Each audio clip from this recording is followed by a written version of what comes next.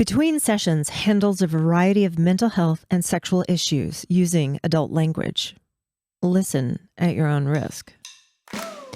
Well, hello and welcome to Between Sessions. I am Shanna Wilder, a licensed professional counselor and certified holistic sex therapist. And I know what you're thinking, but no, I did not have the best sex last night. With me is Sid, the producer. Hi, Sid. Hey, how you doing? Hey. Yeah, so I've got 3 phone calls coming up that came through the emails. Okay. And I've got a good idea of kind of stumping you. I've got a theme to the episode. Stumping me? I've got a theme to the episode of all 3 of these calls. They might seem weird and strange. Okay. But I want to see if you can get it at the end. Well, I like weird and strange, so that'll be good. Okay, great. So what do we have on the schedule today? Who is our first caller? First caller today is going to be Anna. And Anna's got a question for you. Anna, I love it. Well, hello, Anna. What's your question? Hi. So, my partner really likes to give oral sex. I'm just not, I guess, receptive getting it, or I just don't enjoy it. Oh, okay. You're not alone. Have you ever enjoyed it with a partner? Not really. Okay. Kind of, but Not a lot. no. Okay. That's okay.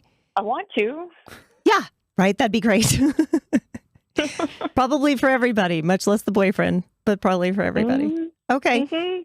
So this current boyfriend, is there anything you think that he's kind of like doing wrong? Is anything like hurtful or bad, or just like he's, just on the left? Nothing's bad. Okay. I almost feel kind of guilty, like he's really eager and like he likes to do it, and I feel like it's my fault. He feels like it's his fault. Okay. So tell me a little bit about what's going on when he does it. Like, is there a way that he likes to do it, do you think? Like, what are the bodies doing in this position? Well, most of the time, I guess I'm kind of missionary. Just laying on the bed? Yeah. Okay, great. Gotcha. So what kind of stuff do you notice? Do you like get all up in your head? Or is it like body sensations? Like, what's going on? Are the dogs in the room? Is the air conditioning too loud? How The perfect dogs aren't in the room. How perfect of conditions does it need to be? I have kids, and so I have a monitor on. Okay. I feel like it's super quiet in the house. Mm-hmm. Okay. Okay. Do you have to like focus real hard? Like, does your mind start to? Okay. Gotcha. For anything I do, I have to. Anything you do. So does that mean that you're a little neurospicy, a little neurodivergent? Oh, for sure. I'm not diagnosed, but I check all the boxes. Okay. When it comes to that. Like the T-shirt says, undiagnosed, but something ain't right. Yes, Okay. definitely. Okay, gotcha. Okay, so I have a couple suggestions that might help with this. So first of all, if he's not doing anything wrong, the relationship's good, the trust is there, everything's golden in that regard, it seems like it's just kind of a circumstance where we need to kind of keep your mind in the body, experiencing the body, right?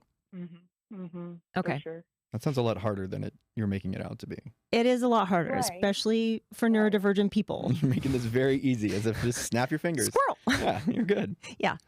So we need to bring in some other tools, some other skills to be able to make this happen. Okay. Mhm. So one of the first things I would suggest is if he is laying there, make sure and talk to him about like kind of how you would like to be touched. And I want you to ask yourself if maybe it might be the case that you like maybe a little bit more deep pressure kind of touching rather than like light fingertip stroking kind of thing. Like if he was to take his fingertips and like drag it down your torso, down your leg, would that skeeve you out? Or if he took his hand and just pressed hard down on your thighs or on your hip joint, maybe Absolutely. Okay, yeah. See, so that deep pressure, especially on those like main nerves, can be very helpful in grounding a neurodivergent person in their body and kind of keeping the brain reined in. So that's suggestion number 1. Suggestion number 2, and I have suggested this to a lot of ladies that I've worked with. Even when someone isn't neurodivergent, a lot of times women have problems receiving oral sex because they just feel awkward. because they're just there. They're just out there in space, just cold, don't know where to put my hands. I always feel like I am just, I don't know, exposed to the elements and Vulnerable. Yeah. It's very vulnerable. Literally vulnerable. In the most sense. And also kind of like, I gotta make the orgasm happen, and he's been down there a while. Yes, and that's all I can think about. And I want to just make him stop but then I don't want to hurt his feelings. Mm-hmm. Mm-hmm. Yeah, I get it. So my next suggestion is you need a weighted blanket. Yes. Okay. And throw that over the top half of you. It doesn't have to go over his head, but throw that on your upper body. Then while he's down there, because you said missionary position earlier. So do you typically like it if y'all do missionary? Yeah, I mean, we switch it up, but that's probably one of our top contenders. Okay, good. Usually what people kind of like about missionary is you got this big hunk of man on top of you. You can put your arms around him. You kind of like the manly weight on your body. So to kind of simulate that a little bit, we can throw that weighted blanket on top. And again, that could make you feel a little less exposed, a little bit more grounded. And it might help you just kind of like let go a little bit more. Is this kind of like the basic concept of like wearing socks? Yeah, you remember Kind of that the same study? thing? Yeah. About how people would have more orgasms with their socks on. With their socks on. Like there's a lot of people that just don't without their socks. So it's kind of the same concept of, give yourself something to comfort you in some way. Yeah, exactly. Socks on, weighted blanket. Got it. Don't sleep on the weighted blanket. That thing's magic. Right? All right, sweetheart. So give that a try and see how you get on, okay? Okay, sounds good. Anna, thanks for your call. Thank you. We'll reach back out and find out how that went. Hope All you right. have a good time. Bye-bye. Okay. Whether it's to have a better sex life or to help with your anxiety, my favorite weighted blanket is linked in the codes below. Go check it out and get one today. I had no idea ADHD affected performance that much. Oh, yeah. Yeah, it's a real thing. Because it's the brain, and you're not just moving the body around. The brain is also involved. Well, I wish I'd known this long ago. Now, does it make you ask questions about yourself? It's making me ask some questions that I didn't think I had to ask. There's actually a pretty big pleasure gap for people who are neurodivergent, ADHD, autistic, things like that. Oftentimes, like they drag around this feeling of being like broken or weird in their daily lives. And sometimes that carries over into sex as well. Oof. So the thing I've noticed about that is like really not shying away from any accommodations. If you can communicate with your partner about it and work something in that just like helps smooth over the scenario, by all means, go after it. I mean, what's the worst that can happen? You're going to have the same outcome. That's true. The worst that can happen, it gets better. The worst that can happen is what's already happening. Right. You're already in the worst that can happen. We could go up from there, and that's about it. We have Steven who sent us a question, and we're going to follow up, and we're going to ask him what his big issue is. And I'm very curious to see how you handle this. Let's see how you wrestle it. Okay. Great. Okay, Steven. Well, I think I need a third party to help me figure out if I'm doing this thing right. Okay. My partner and I have been married for about a year now. We both take our Christian faith very seriously. My wife never had sex before we got married, and I only had transactional sex a few times. Okay. Neither of us really had a long-term relationship. Anyway, that's, I'm into BJJ. Do you know what that is? I'm guessing that's Brazilian Jiu-Jitsu? Yeah, it is. Yes. So I've been doing it for, a long time now, and I go several times a week. Well, the other day, she told me that she wants me not to roll with women. She's afraid I'll have sexual feelings towards the women because that's how the male brain works. Okay. I told her that I will limit the amount that I do. There will be times that I'm teaching class and I'll have to work with women, but I also said I will tell her each time after. So do you think that's okay? So first of all, do you think that that's okay? And it sounds like by the fact that, you kind of offered that up as a compromise, it sounds like one that you may already kind of be willing to make. It sounds like you kind of have an idea of what you want to do. Yeah. Sounds like there's a starting point there. Yeah, because I want to be transparent and, tell her, who's in the class and who I'm teaching, just so we have that open relationship and that communication. Yeah, that's very important. And honestly, learning how to live within a marriage in a way that lines up with your value system is very important, right? And one of the things that really supports like Christian values is like very good communication, very thorough, not keeping something off limits or harboring this idea of like, she's going to get mad if I talk to her about it. So it also sounds like it's a good thing that you two are kind of having these conversations up front. Right. Before things go further. And also in a way so that you can keep BJJ in your life, right? Because that doesn't necessarily need to be something that you sacrifice for your marriage. Of course. No, that makes sense. I also think that it's a good conversation just for you to have as a man in the world, because being somebody that kind of, has a very distinctive set of values, you don't want to encourage anyone to have any thoughts about you that would be incorrect. You want to be of good character. So having and understanding your boundaries is a wonderful thing. And I think that just taking this one topic, it gives you to a good template on how to, address future issues as well. So yeah, I think it's okay. That makes sense. And I totally appreciate this. So yeah, I'll definitely continue with that. And I appreciate your help. All right. Thanks. Have a good one. All right. Thanks, you too. Thanks, guys. Bye-bye. Thank you. Bye. What is the Jerry Falwell thing? Where they had this like hot wife situation with his wife and the pool boy.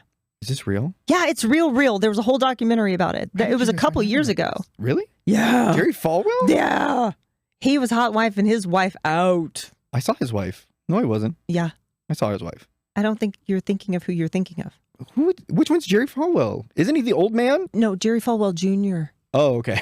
Junior, sorry. Okay. I'm thinking senior. I'm like, he's not hot wife and nobody. No, not the old. All right, quick shout out to Ritual Hair Co. in Dallas for keeping us camera ready and feeling human. Look, self-care isn't just a pretty face mask or a bubble bath. Sometimes it's letting a professional make you look like the best version of yourself, the one that has their life together. The team there gets that, and they've been taking care of us behind the scenes this whole time. If you're in the Dallas area, mention Between Sessions when you book, and they'll hook you up. Details in the description. All right, last but not least, we have Charles. Okay. He has a question for you, and he has a very direct statement to make. Okay. Charles, this is Between Sessions, and you're on. What's your question? Sorry. My girlfriend keeps ruining sex. Oh, okay. Tell me all about it. What happens?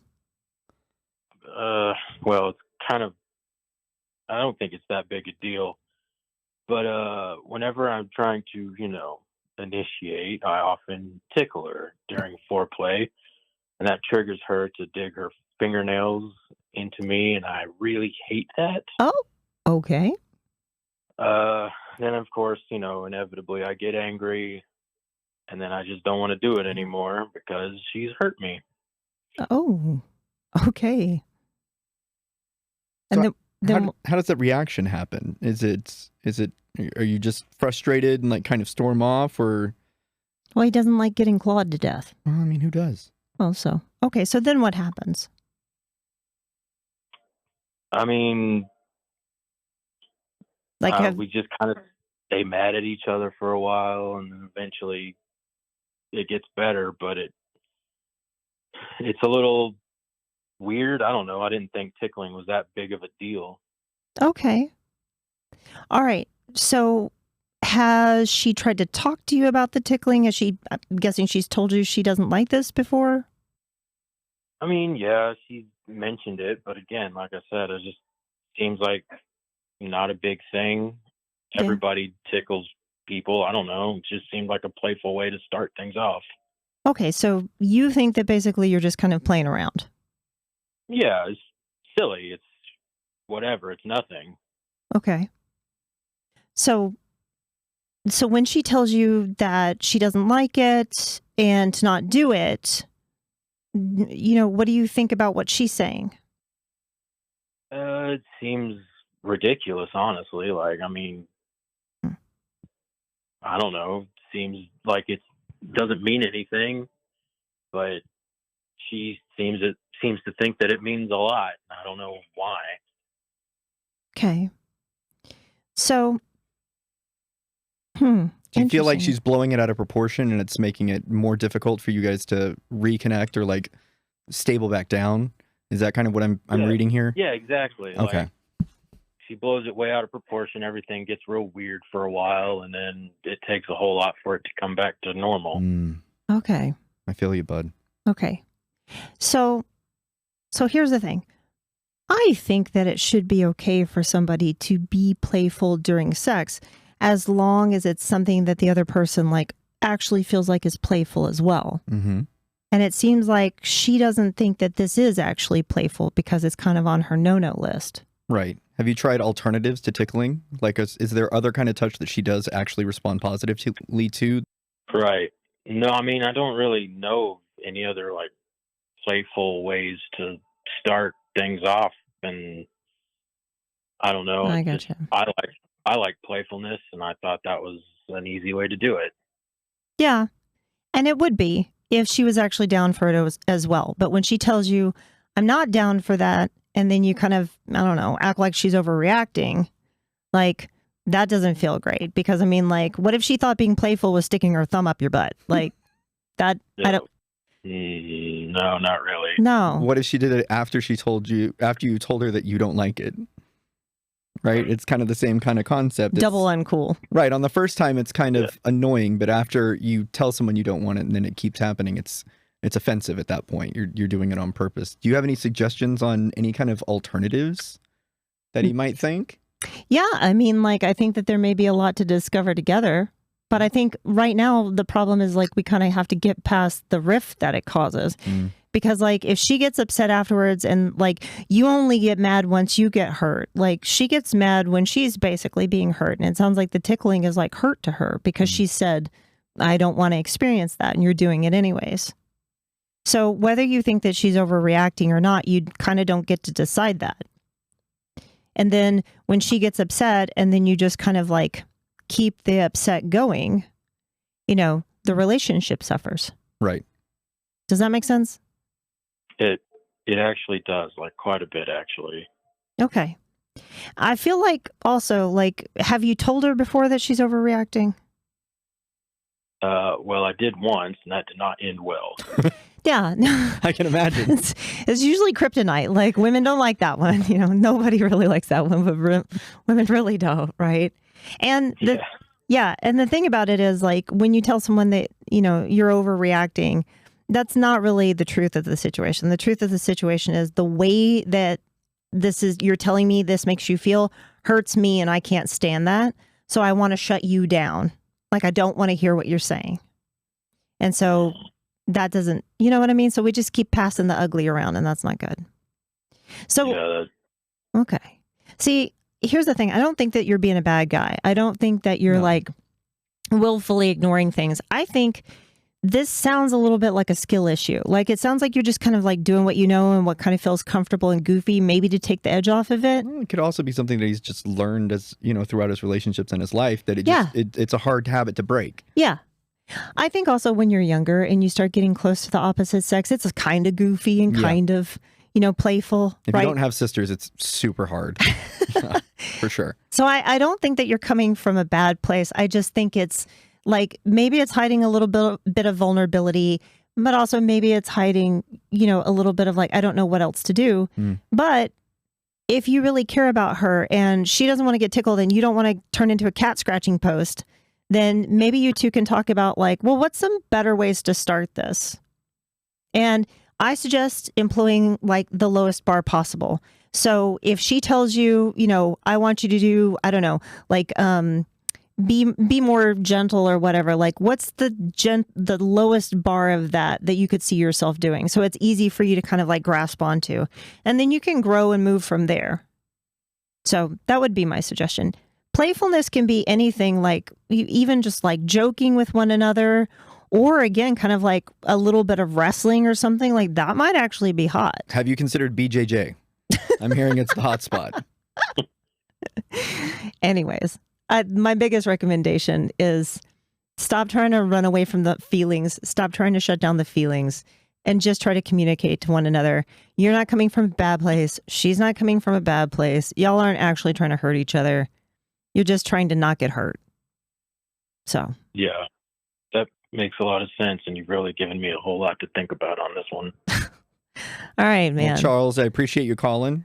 Yeah. And we might follow up and find out how you're doing later on. I would love to know if you find any techniques that you can share. All right, man. Thanks for having me. Thanks a lot. All right, bye. Have a great Thank you. night.